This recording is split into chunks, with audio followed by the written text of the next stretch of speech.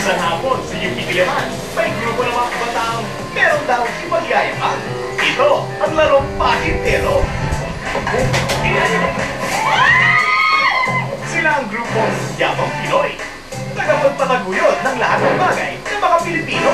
At sa hapong yun, nais nilang gumawa ng isang bagong record. Ito rin ang pinakamaraming tao na sabay-sabay na naglaro ng patintero.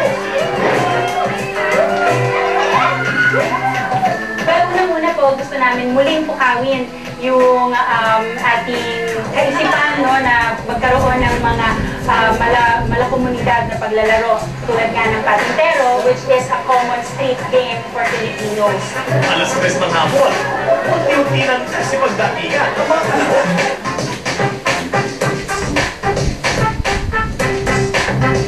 Pagkatapos magpalista, nagplano ng kanya-kanyang diskarte ang mga manlalaro.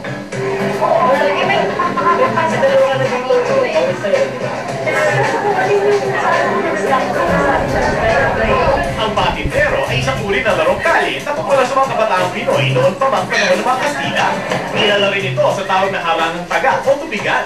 Pinakamainam daw itong laruin sa hapon hanggang gabi, lalo na kung bilog ang buwan na siyang pagsisilbing liwanag sa mga manlalaro.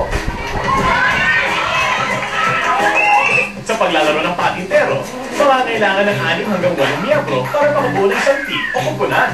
Labanan ito sa pagitan ng dalawang kumpunan na maglalaro sa mga linya na hugis pareha. Karaniway joke o kaya itubig ang ginagamit ng paglinya. Mas mainam itong laruin sa isang malawak na kalsada.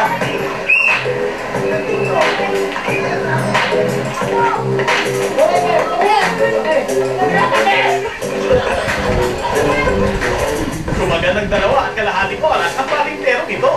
At sa kabuuan, may 14 na komunan ang sabay-sabay na naglaro.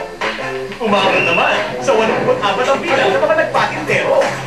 Kaya sa kasalukuyan, tangan ng Yamang Pinoy ang record na pinakamaraming tao na sabay-sabay na naglaro ng patintero. Payak man daw ang papremyo.